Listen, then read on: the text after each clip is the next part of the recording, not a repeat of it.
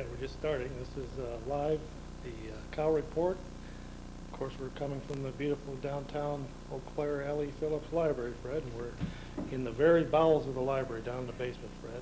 Yes, And that's quite true. today's date is December 13th, 1993. And of course, the person you just heard speaking is former Commander Fred Stafford of all the American Legions in Eau Claire County. Just about. No. Not all of them? Just one. Oh, which one was that now? American Legion Post 53. Okay, but they pretty much, that covered the Eau Claire area. That covered the Eau Claire area, yes. And there's a different one in Chippewa Falls and There's one in Brackett, there's one in Fall Creek, one in Fairchild, and one in Augusta. So you can always be called commander now, right? Because you've commanded that legion.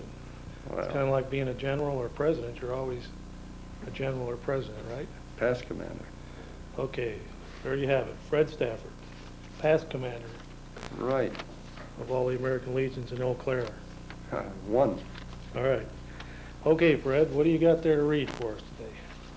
Well, here we got something from Texas. Waco, Governor Richards, a Democrat, is to kick off her election campaign today at 911 D, the home where she was born 60 years ago. George W. Bush, the ex-president's son, is seeking the GOP nomination. So Ann Richards is running for governor again. Yeah, for re-election. George Bush's son's running against her, Yes. and she was born in Waco, infamous Waco, Texas. Hmm. Guess quite a few people are from that area. William Sessions, David Koresh, and others. Okay, Fred. Something else is kind of hot on the front burner right now in the Eau Claire area, and that's another book has been brought into question in the Eau Claire school system. This one's called Nightmares. And an Eau Claire woman, Cindy Olson, that has a child in the manned school system, and she would like to see Jack Prelutsky's book, Nightmares, Poems to Trouble Your Sleep. She wants to see that withdrawn from the public elementary schools. And evidently, Fred, it's a collection of stories, collection of stories where each story ends with the murder of a child. And the book's an old book. It's been around in the district, I guess, since about 1977. But her child brought it home, and they said one of these stories reminds them of Jeffrey Dahmer down in Milwaukee. Yes. Well, anyway, the Reconsideration of Instructional Materials Committee will consider the request at its first meeting of the school year, set for 4:30 p.m. Tuesday. That's tomorrow, the 14th of December, at the Central Administration Building, 500 Main Street, and that's room 137. Now, Fred, every other attempt to remove books in the Eau Claire system have failed. What do you attribute that to? Because some of those books are pretty... Well, I believe that those who may be on that committee and are on the Board of Education have been desensitized to material like this and may not realize the harm that it would do to a child. And they think they know more than anybody else. It'd be interesting to find out how that committee is set up, who picks the people that are on it, and if it's Probably chosen by the Superintendent of Education. if it's an elected post or just appointed by somebody. Appointed. They seem to have a perfect record, Fred. They've refused to take any books out of the system. Now, the mother, Cindy Olson, says that she objected to the book's apparent goal of instilling fear in children, especially young children, Fred. There's enough stuff going on out there without instilling fear in the children. Of course, it is optional to check out the book, but I'm sure that a lot of it's been checked out quite a bit. And I guess this is the first time that the book has been requested to be withdrawn from the district. If you looked hard enough, Fred, there'd probably be a lot of books that people would complain about. I know one of them that they've thrown totally out of the school system is the Bible. Yes. What do you think about that? That's a book. Well, you know, people who do those things don't believe totally in the First Amendment, freedom of religion. Uh-huh. And they do believe in freedom to do everything else. Well, I guess maybe I should change that. I don't think they've thrown the book itself out of the libraries in the school systems, but the contents of it are pretty much outlawed from being used inside the school system. Yeah, under the so-called separation of state And church. church and state. And there is, that it does not appear anywhere in the Constitution of the United States. Uh-huh. Okay, Fred, what else you got there? Well, we got something here from Madison called AIDS in State. Wisconsin recorded 32 confirmed cases of AIDS in November, bringing the total reported since 1982 to 2,166, the Department of Health and Social Services said Friday. Secretary Gerald Whitburn said 23 deaths due to AIDS were reported during the month, boosting the state's death toll from AIDS to 1,173. A year ago, Wisconsin had 1,368 confirmed cases of AIDS and 839 deaths due to AIDS. So it continues to grow, Fred. It's not doubling like it used to be, but it's still a threat out there. Right. Something is not going to go away. Well, I guess that's like when you indulge in that lifestyle, it's like playing Russian roulette. And we must be making some headway in the United States, though, Fred, because I just heard last Thursday or Friday that 3,500 cases a day of HIV infection are popping up in Africa. And they said if that rate continues in 10 years, all the intellectuals, the college educated, the well-off, they won't be around anymore. That whole segment of society will be wiped out in Africa because they're the ones that are mobile, that can travel, and they have the money to purchase the prostitutes and the other things like that. So that's spreading unchecked in Africa because people just don't believe that some little bug can get them down like that. Okay, Fred, and on that same vein, I've got an article here called Cases Hint at Natural HIV Immunity. Intriguing new evidence suggests some people can fight off the AIDS virus naturally. And that's in this week's issue of Lancet, which is I think that's an English medical journal. And it says all the implications aren't clear and more tests must be done to rule out any live virus in these people. But that's intriguing, Fred, because they've discovered blood samples where HIV, the virus, goes all the way back into 1959. There's possibility that what we're seeing, Fred, is the immune systems of a vast number of people are being weakened by all kinds of different factors, including environmental pollution. Their immune system is naturally being weakened, where these types of viruses and stuff can get a foothold in the body and destroy it. So it's a matter more of your immunity being weakened. The HIV virus has probably been around since the beginning of time. Yes. I'm glad you agree with me on that one. Okay, Fred, it's your turn to read another article there. Public hearing set for a school choice proposal. Plan to allow Wisconsin parents to send their children to public schools outside their home districts received a public hearing Wednesday at the Capitol. The plan by Senator Barbara Lorman of Fort Atkinson is similar to proposals advocated by the former superintendent of public instruction, Herbert Grover, and other opponents of the experimental private school choice program in Milwaukee. School districts would be required to pay tuition for children who attend schools elsewhere and could restrict their numbers. The program would begin in the fall of 1995. Youngsters also could attend schools outside the district, but within their home districts beginning next fall under the bill. Hearings began at 1:30 Wednesday. That must be this week. Mm-hmm. Hearings in Madison on the public school choice. Is that what that is? Yes. Doesn't sound like much to me, Fred. No. It's not what people wanted that pushed for school choice. No, they want to be able to go to private schools. Homeschool, private school, Yeah. school of your choice, not the government's choice.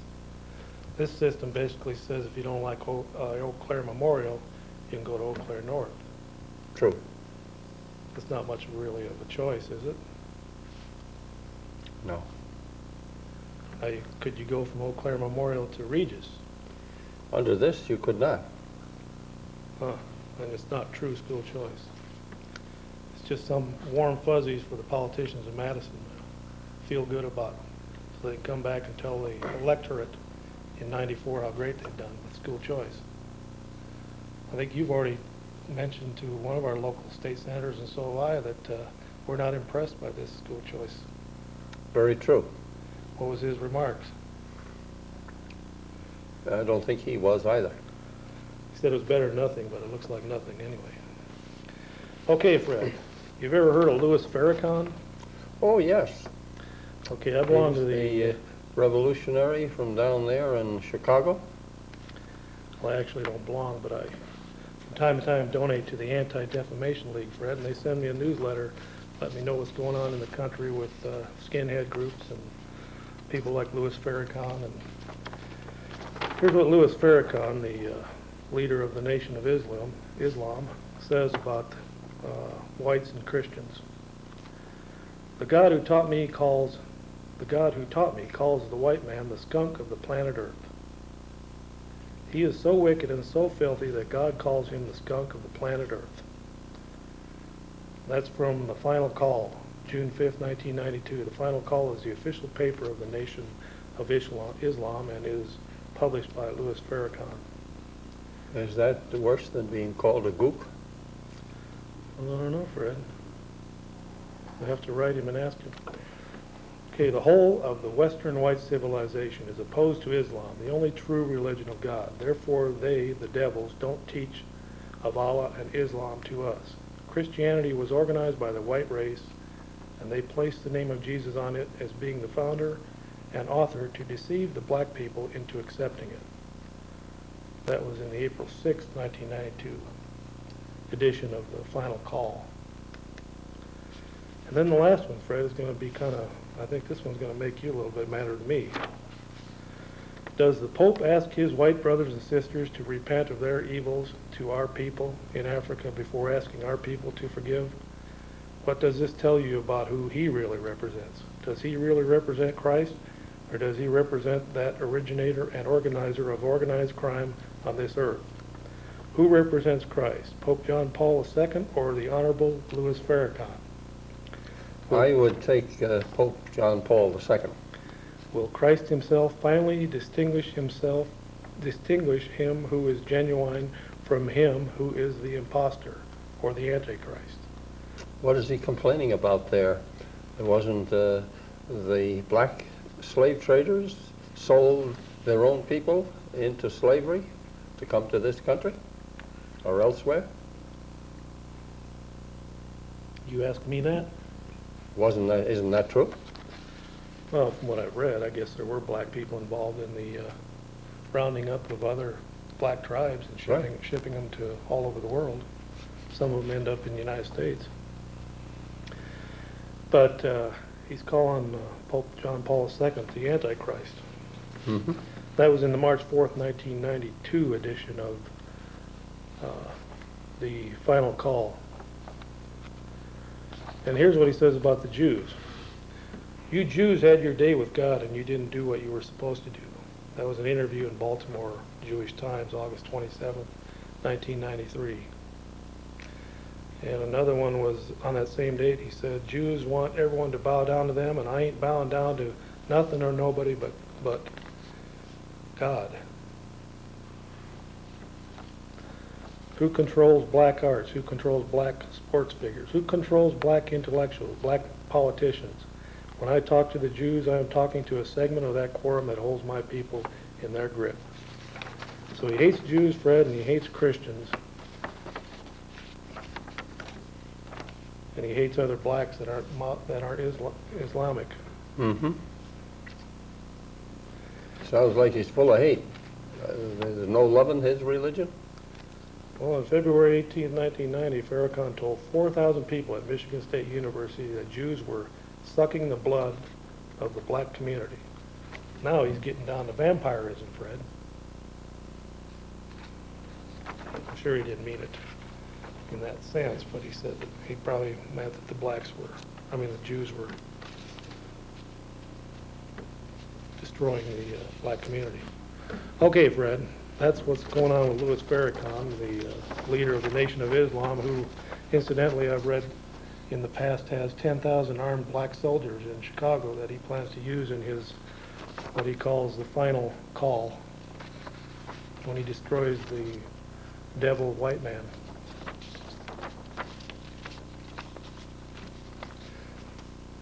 And Clinton wants to take away our guns. It's going to be a bloodbath in Chicago if that happens. Well, I know from experience, former mother-in-law of mine was attacked in her home by two men who came in with a sledgehammer knocking down her solid oak door, and she called for help on the phone, but apparently they ripped the wires off the house and she could not get out. She screamed, nobody came to help her, and she lived on South Elizabeth Street, and that was in 1967. So the only hope that she could have had to save herself was to have a gun. Yeah, didn't have one. There's definitely a need for guns, Fred. Yes. There's no need for kids to take guns to school, and there's no No. need for 40,000 gang members in Chicago to be running around with guns. And they should be kept under lock and key or something so no kids can get a hold of them in a home. Well, Fred, some people might think this is drastic, but like in the state of Wisconsin, the governor should call out the National Guard into Milwaukee, and they should go house to house and take the guns, declare martial law, and take the guns away that aren't legally registered to that person. Because most of the guns that are involved in crimes are stolen or hot, or the number's been filed off of them. They're not legal anyway. And those type of people are not going to go to a gun dealer and try and buy a gun. No. So, they're barking up the wrong tree. Okay, Fred, what do you got next there? School board bans BGH Bilk, Spring Green. Rural School Board has passed a motion to consider requiring bilk served to the school children not come from cows injected with synthetic bovine growth hormone. Vote by the River Valley School Board means that BGH issue will have to be weighed when the district negotiates a contract for milk for the 1994-95 school year. School Superintendent Mike Manning said Friday. Well, Fred, I personally hope that more school districts do that. Demand that their milk has some kind of synthetic growth hormone in it, or sex hormones or anything. That milk should be proven to be 110% safe, Fred. Not just the scientists at Monsanto saying it's safe. Because those type of people brought us thalidomide, which was said to be not Monsanto. I don't know if they did thalidomide, but companies in the past have told us how great some of these drugs are until it started popping out people with no arms and legs. Yes. From pregnancies. And that's quite true, Chuck. Some people do anything for money. Yeah, some politicians. Sell drugs. Some politicians will take money from any group like Monsanto too. But that's for a future program, Fred. We have some information on different politicians that have taken large donations from Monsanto, and just coincidentally, they so happen to be in favor of BGH. Now, is that a coincidence, or was there a vote purchased? I don't really know. I don't either, Fred. Okay, Fred, we got a number up there, 839-5067, and we are taking calls now for anyone that'd like to call in, and we are going to have a special guest whose name is Timothy Schultz, S-H-O-U-L-T-S, and he, among other places, lived in Waco, Texas, Fred, partially during the Waco standoff, and he knew several people that were involved in the Waco disaster, and He was not a member of the Waco cult, but he was a street minister in the Waco area during that period. So he will be coming on briefly, Fred. So we're going to do just a few more articles, then we're going to show a short video once again of the footage of the alleged use of flamethrowers in Waco. But first of all, Fred, I wanted to bring up people up to speed that once again, Fred, the women's groups hope to revive ERA. I saw that. Now that thing, I thought that died back in about 1982. So now they're wanting to resurrect it, and instead of going back and getting 38 state legislatures to approve it, they only want to get the 3 that didn't approve it to bring it into law last time. So you think there's going to be a fight again on this, Fred, or is this going to breathe? I believe there will be. What do you think the results will be this time around? Well, we'll find out when that vote is taken. Hopefully, it won't succeed. I know the Concerned Women of America's Beverly LaHaye's group. Yes. She's going to be fighting it tooth and nail, and they have. Back then, they only had like 100,000 members. Now they have 600,000. It's the largest women's group in the country. So they've came out against it already.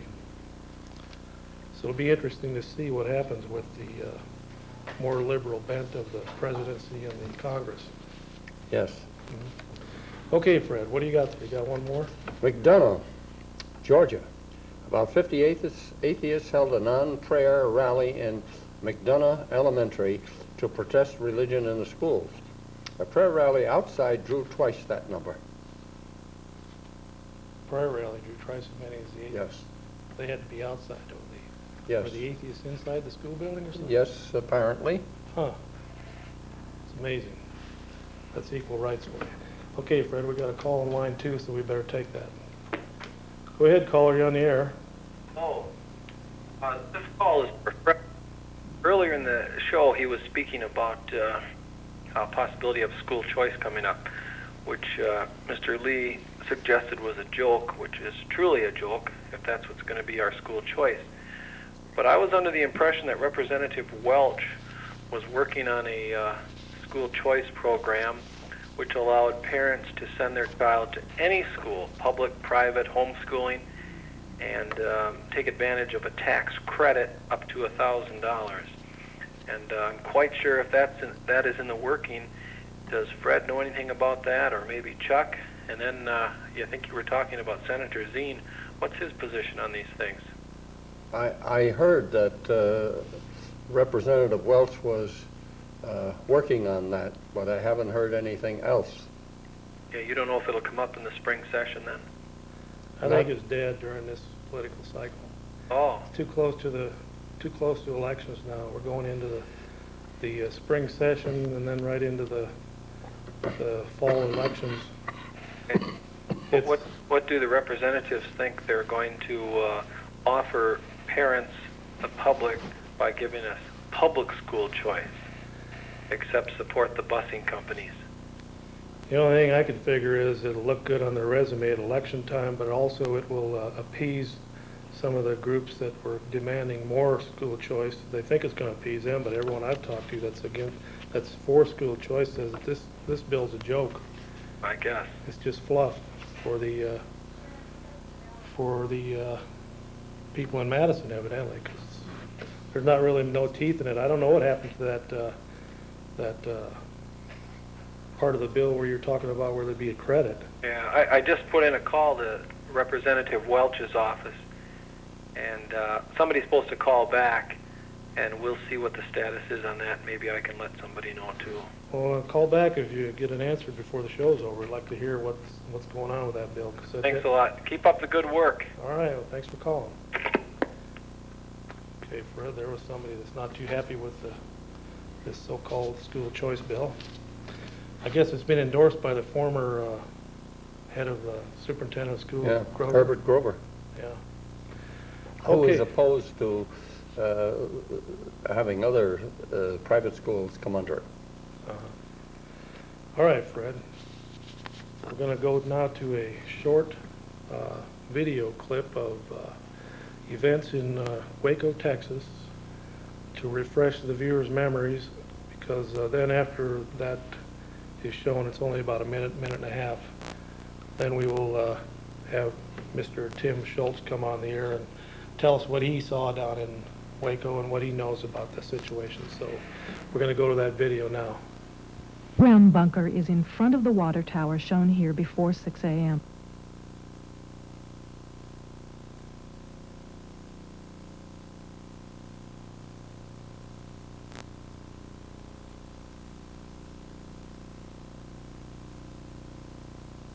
This tank was over the tunnel to the underground bunker. For more than 2 hours, a tank is over the underground bunker or at the hole in the corner of the house at the entrance to the tunnel.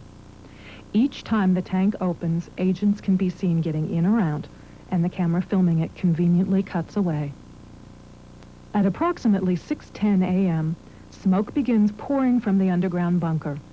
None of the media mentions the fire in the underground bunker, yet this is when and where the first fire began, and where many people lost their lives.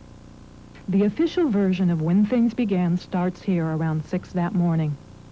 There is a flag propped against the door. The flag is not black, and it is not wedged in the door as the media reported. It is a red and blue flag. Whatever it is, it appears to be a flag of a conqueror, not a flag set outside by the Branch Davidians. The first tank that is sent in is a tank retriever. It has no apparatus to insert any kind of gas. It appears at precisely the time the smoke you saw earlier was seen coming from the underground bunker. It is not making so-called small holes to insert gas. It is destroying the end of the house over the trap door that leads from the bunker, making sure that no one inside the now burning bunker can escape. A second hole is made in the side of the building, and a third hole is made at the front door. What these tanks are doing in each picture is collapsing the inside stairwells. The following footage proves beyond any doubt that the tanks intentionally set the house on fire. It proves that the Branch Davidians were murdered. Watch carefully as the tank backs out of the house. You can see that this tank has a gas jet on the front that shoots fire. You can also see the fire quite plainly. The tank goes into the house twice, and each time as it backs out, the fire at the gas jets is plainly visible. In the scenes that were shown throughout the country at the location where the fire supposedly started, smoke comes out a second-story window. As flames erupt from the second-story window, watch as a tank appears around the corner. There is an agent on this tank, as if he had just leapt down onto the top of the tank. It is difficult to see the details on a television because the quality... There's basically, I don't know if you've ever seen that footage. I've never seen that, no. Okay, with us now is Tim Schultz, and you're presently living in La Crosse. Yes. And what kind of work did you do? You also have your wife here with you and one of your children. You have a fairly large family, don't you? I have 5 children. Okay. All right, now I've got an article here that was in the La Crosse Tribune on Monday, November 29th, which kind of tells what was going on down in, what you were doing down in Waco and what you observed and what you felt about what was happening down there. So what exactly were you doing in the Waco area during that standoff down there? Well, I've been a street preacher for 15 years, and I had been in Waco about 2 years at the time that this took place. I had never heard of David Koresh during that time, but my wife was 9 months pregnant with a baby, and we had a midwife, and it turned out when they went in on the 28th of February, the 1st of March, the next day, my midwife called me and said, I'm the midwife that's been delivering babies out there for 10 years. She was not a member either of the group, but she said, I have been contacted by the FBI last night, and I'm telling you this because you may not want to use me as a midwife. Well, I didn't have any trouble using her as a midwife. I said, well, you know, we've been with you for months and I can't find anybody now. My wife's due. In fact, she delivered on the 5th. So, you know, there were connections in that regard between me and Mr. Koresh. I was preaching in town. I had gotten under the skin of the local authorities. We had done some picketing at a pornography shop, and an abortion clinic and things like this. So they knew who I was, generally. So when this happened, and I don't particularly blame them, they wanted to know more about me. Their way of going about it, though, I think was wrong. They would stop me on the street and pull us out of a car and took pictures of us and then put us back in the car. There was never an interview process or anything where they just come and said, look, we want to know who you are. It was basically harassment. But you'd been there for 2 years Yes, I had a sign shop in town. already. I was a businessman in town, and I had a place where I was living, an apartment on the south side of town. Now, did you say was it local police or was it FBI or ATF that was pulling you out of the vehicles? The first time I was taken out of my vehicle to have pictures taken of my car, which had Jesus bumper stickers and things on the car. The first time it was the local police. They told us that they had been instructed by the FBI to stop us, take pictures of us, and put us back in our car. They wouldn't give any more explanation than that.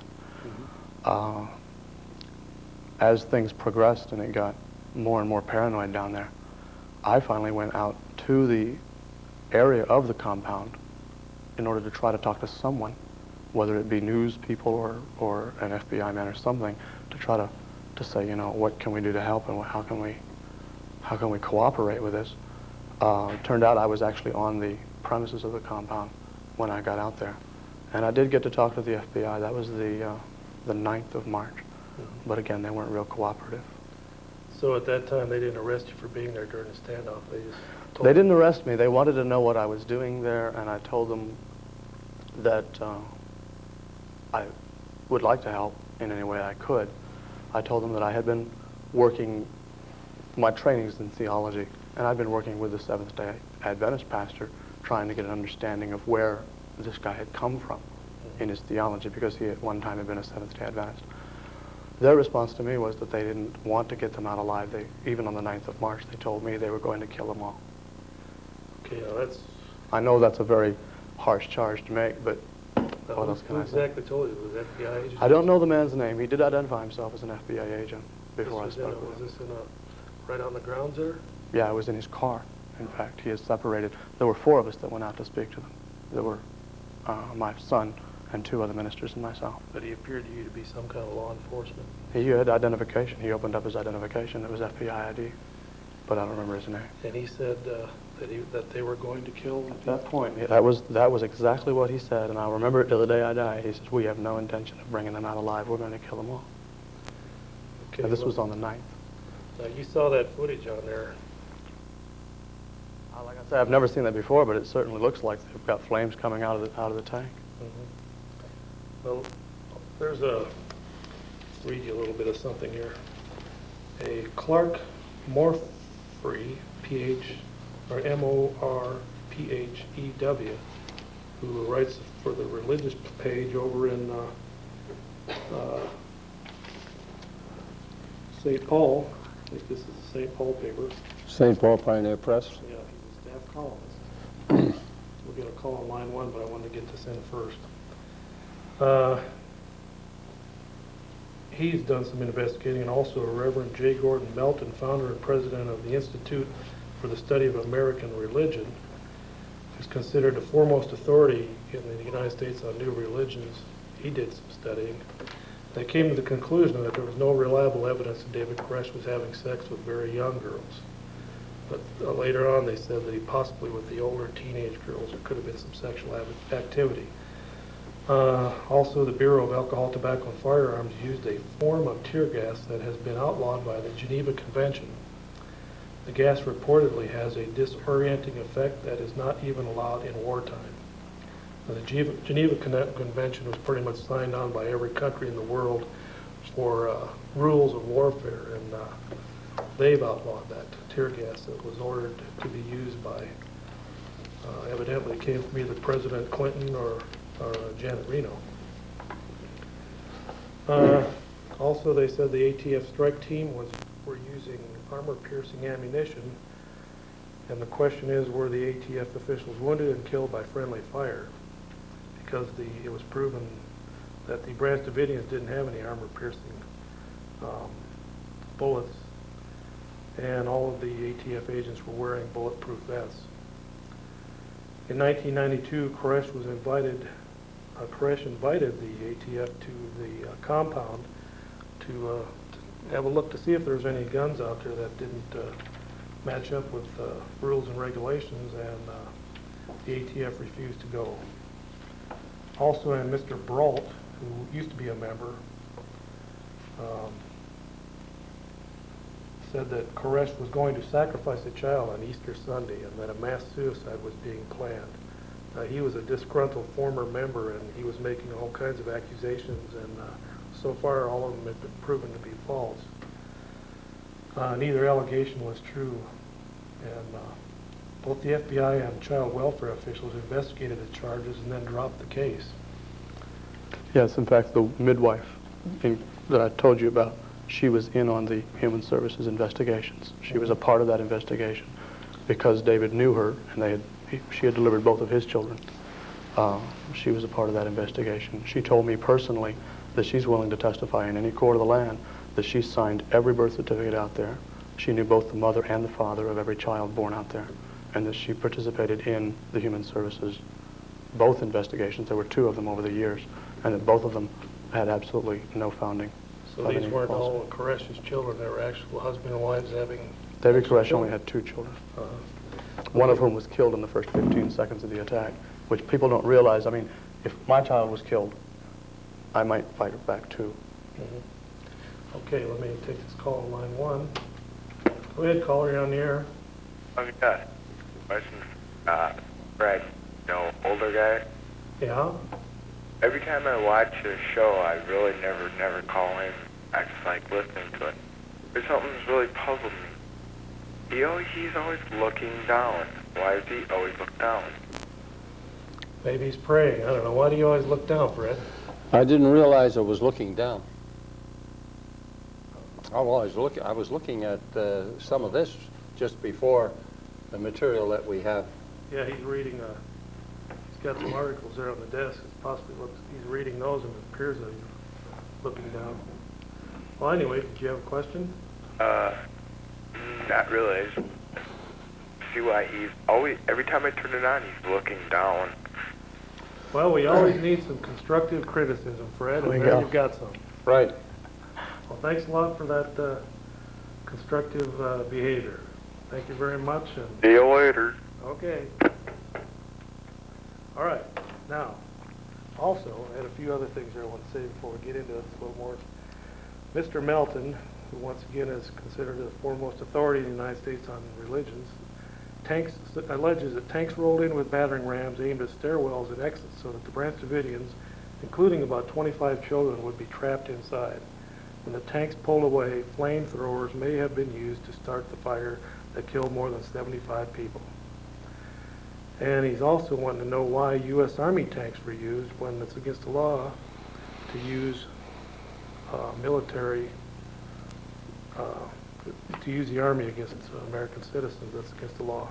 Well, I know that there was a huge public outcry in Waco when they brought them in, and when the National Guard and all the ATF and everyone.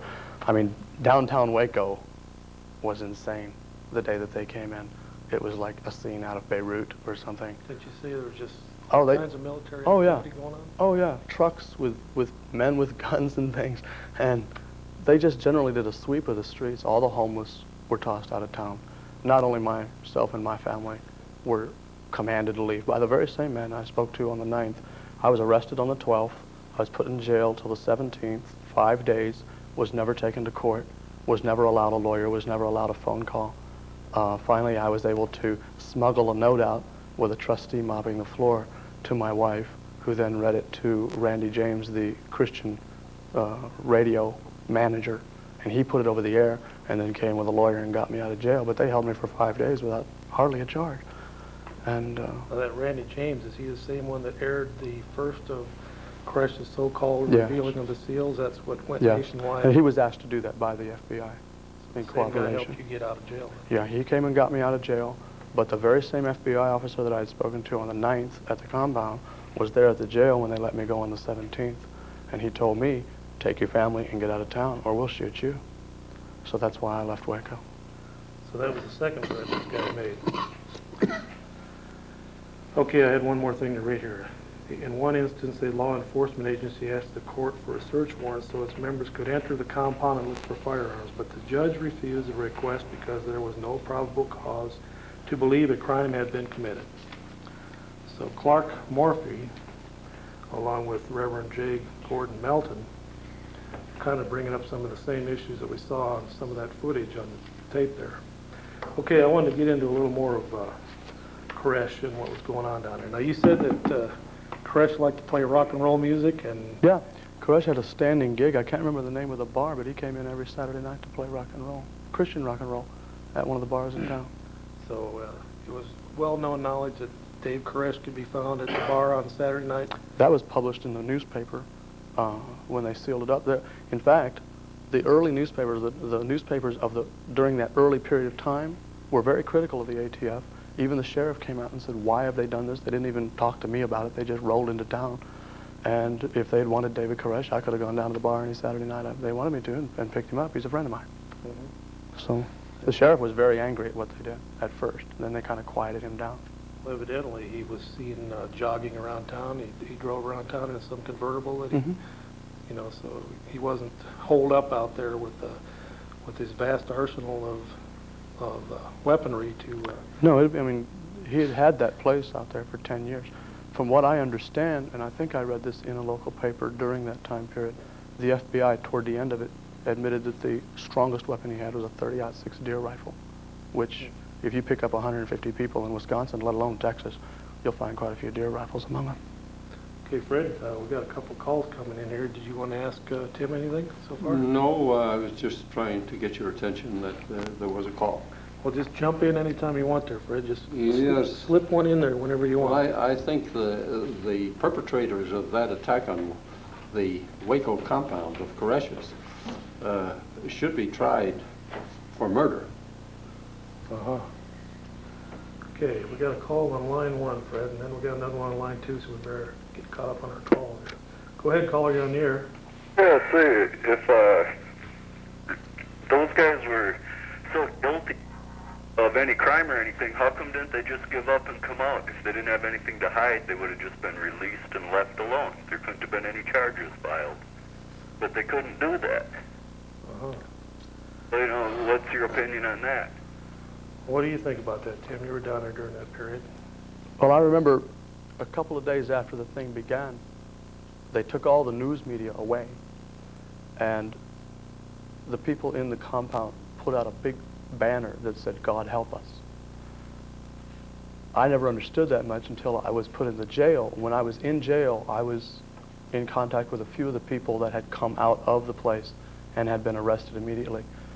They told me that the only thing David Koresh wanted, especially during the early days, was to be assured of his personal safety and the safety of the people in there with him. You have to understand, they were not, in any of the government footage that you saw on CNN, never did they go up to the door, knock on it, and say, "Please come out, you're under arrest." It was, the footage that you saw began with shooting, because that's what happened. About 7 o'clock in the morning, the compound was called by the newspaper, and they said the ATF is coming out, and they're going to kill you all. And within about a half a minute, the ATF was running across the field, firing fully automatic weapons. It killed his daughter in front of his eyes, and 14 other people were killed almost immediately at the beginning of the attack. They did fire back. That's a fact. And I'm not trying to justify that. I'm not his lawyer, and I'm not a member of his group, and I don't know why they fired back, although I would have to admit that if you killed my daughter, I'd probably shoot you too. But once those first shots were fired, then yes, they would have been arrested for murder if they had come out. But it's my understanding that he might very well have come out if the news media had not been taken away. We don't know what would have happened if he had come out without anybody there to help him. Well, I think a lot of people felt that they had plenty of time to come out because that was plastered over the news and stuff for so long that, you know, I mean, how long are we supposed to pay out of our taxes and stuff to make sure people aren't carrying these weapons and stuff that everybody's complaining about? These, you know... But there again, there were no illegal weapons found at the place. No, that's what I'm saying. They gave him plenty of opportunity to prove that. You know, They didn't give him any opportunity to prove it before they killed his daughter. Well, they only only stood outside of the compound for how many weeks? That was after they shot his daughter. That was after they were fired back upon. By Well- that time, they would have been charged with murder. Why didn't they kill all the other people that came out? The ones that turned themselves in and stuff. You know, they're being charged and stuff, or they've been they had them in the courts and in the court system and stuff, but nobody has killed them. And I'm sure the ATF wouldn't want to go killing children. You know, what they did there, I agree, was wrong. You know, I think it was a mess from the start. But I think David Koresh has a lot of responsibility that you guys aren't really looking at right now. My question is, why didn't they come in with bullhorns instead of rifles? Why didn't they call him and say, "You're under arrest, come out"? Why didn't- That opportunity was not given to him. He was on the telephone and stuff. He had telephone service. He had his great big antennas there. They had radios. He could have reached people through a ham radio. They had all that stuff there. It was a compound. You know, I agree what they did to Koresh and them guys was wrong. I think religious people should be left alone no matter who they are. But I think to stand there and act like, you know, they were attacked and brutally murdered and stuff when it could have been avoided by both sides. I think they're both equally guilty. Well, during the initial raid, there was a female ATF agent came on the air early on in the thing and said, I don't know what went wrong, we practiced this raid for months. So the ATF had already had a preconceived what they were planning on doing, which was a raid. They didn't have any plans of knocking on the door and asking the police come out. So once there's 14 people laying there dead, and then, you know, it's a whole different situation. And you don't know if it's a hostage situation. Of course, the place was ringed right after that with government people not letting anyone in or out. And I suppose there was some fear for their lives after 10 of their fellow members were killed there right off the beginning. So the ATF admits that they messed it up. There was a hearing. The head of the ATF secretly slipped out of town, out of Washington, the day before the report was released to the public. He resigned, and several other higher-up officials resigned.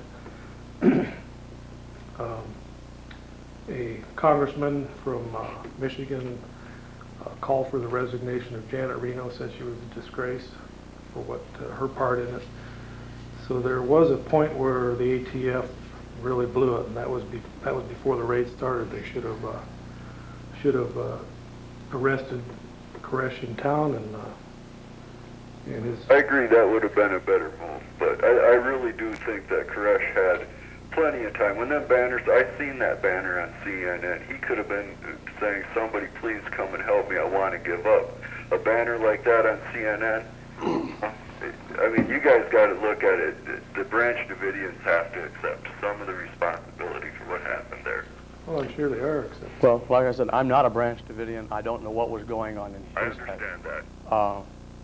My major reason for appearing here and agreeing to appear here is because the story of the people that were thrown out of Waco, Texas, whose lives were just basically trashed, and there were many more than just myself and my family, that story never got on CNN.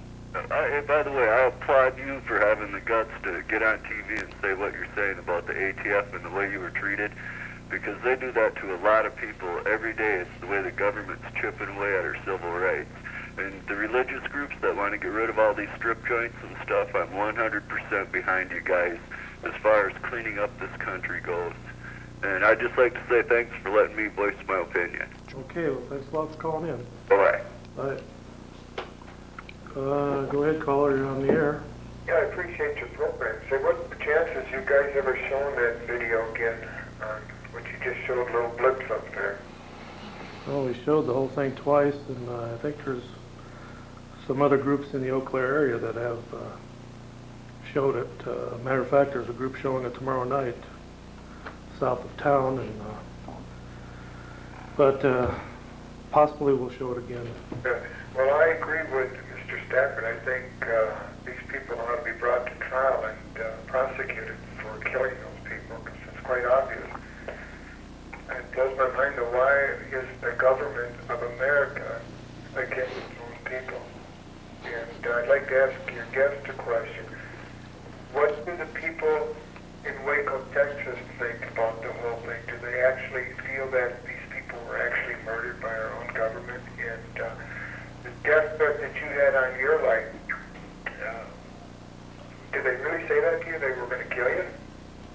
Yes. The FBI officer that I had spoken to on the 9th, who had told me at that time he intended to kill everyone there, stood in front of me with the sheriff of McLennan County when I was released from jail and said, "Don't think this is over. If you don't get out of town right away, we'll kill you too." So I did. I mean, I didn't know what else to do. I found that a lot of people who say that they support my preaching and protesting in front of abortion clinics and things didn't know me as well when it was time for me to pack my bags and go. And we spent the last 9 months homeless until December 1st. We've just now moved into an apartment for the first time since April. What did the people think down there? Did they actually think these people were murdered then? Well, it would be an interesting thing if you were to get the first week, say, of that time period, the first week of February, if you were to write and ask for the front page of the newspaper of the Waco Herald Tribune, because several of the leaders of the town were absolutely furious that they would even come in like that because they weren't consulted. The government of Waco was not consulted, the sheriff was not consulted until after it came in. By the time they actually burned the place down, I was long gone. I was tossed out about the 1st of April, and they didn't burn the place down until I think the 20th. So by that time I was no longer there. Well, it seems like our country's in serious trouble and our own government is wiping out individual groups that they feel should be taken care of. I don't know what's going to happen. What's next? Well, keep up the good work, guys. Okay, thanks a lot, Carl. Now, what I want to ask you is, when you were in jail there, did you say some of the Koresh people that were arrested initially came in there, and were you in the same cells with them, or what? Yeah, there were some people who had come out. The one caller mentioned, what about those who came out? Well, those who came out were immediately arrested and taken to jail. A couple of those I did meet. I was able to have an extended conversation with one of the men where I asked him, I said, you know, for example, about the charge that David called himself Jesus Christ. And we had an extended conversation about that. And he says, no, he says, what he's teaching is the same thing that Paul said. It is no longer I that live, but Christ that lives in me. And the media picked up on that and said, oh, he's Jesus Christ. Then there were some other statements that he made that the media, you know, turned around. And I've had that same thing happen to me. You know, I minister mainly to the street people, the people on the street. And so I look a little ragged, I look a little shabby, and I've had the same kind of accusations brought against me. You know, who do you think you are, Jesus Christ, and all this, you know. Now, in the Waco tape, that portion we showed there, in the another part of it, talks about, or Koresh is being interviewed by a guy from Australia, and it's for a Australian TV show.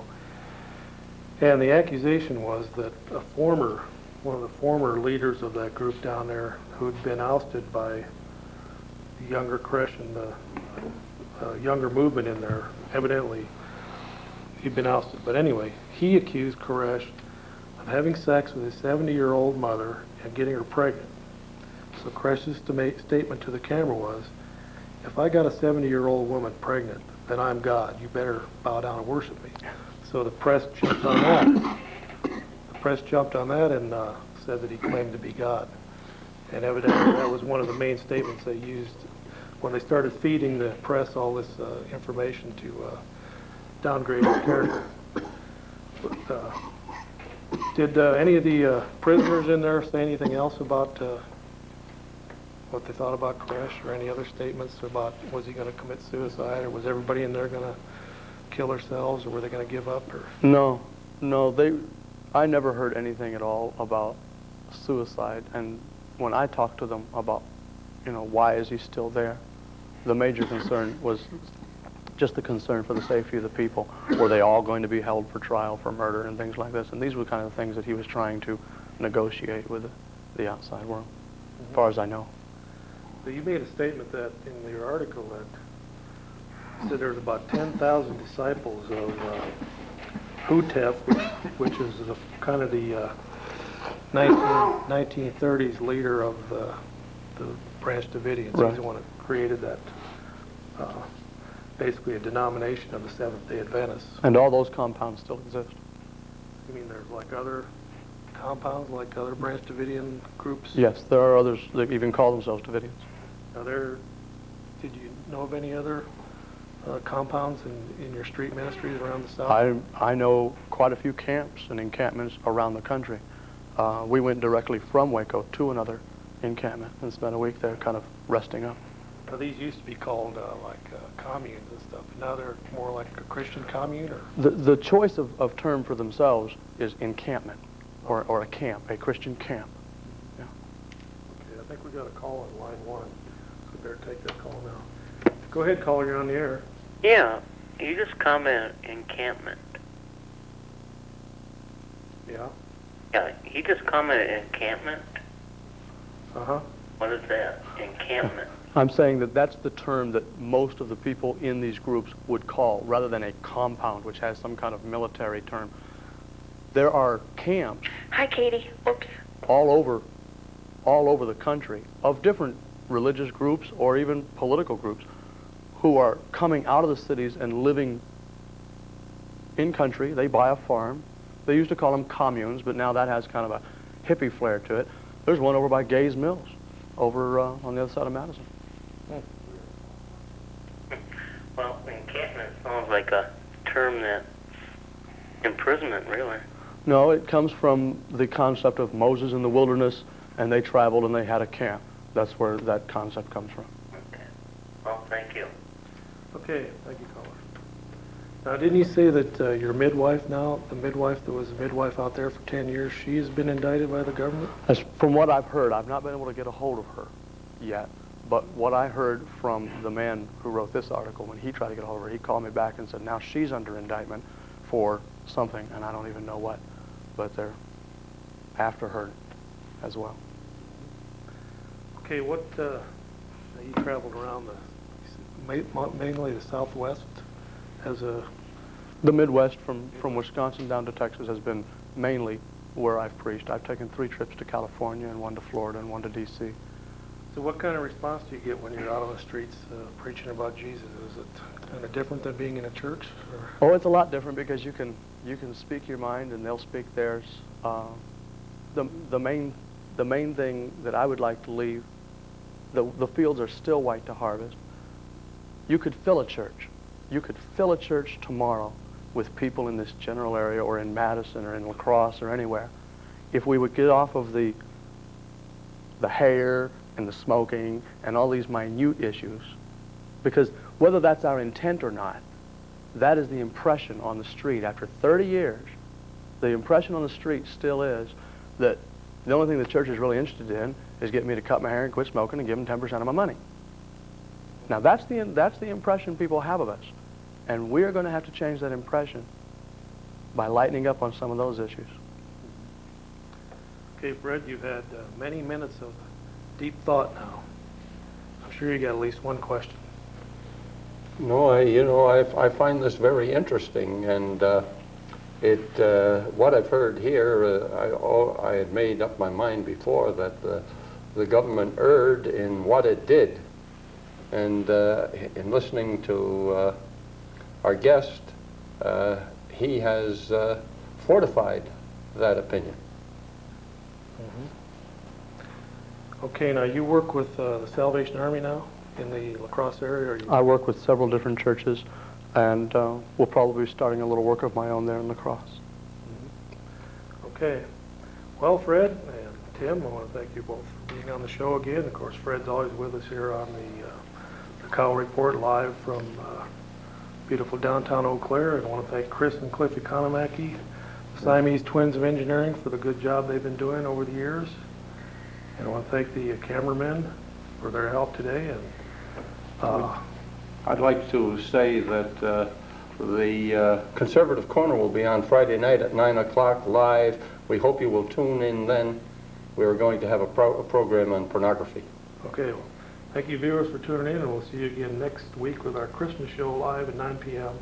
on Monday evening. Thank you very much for watching, and we'll see you then. Good day.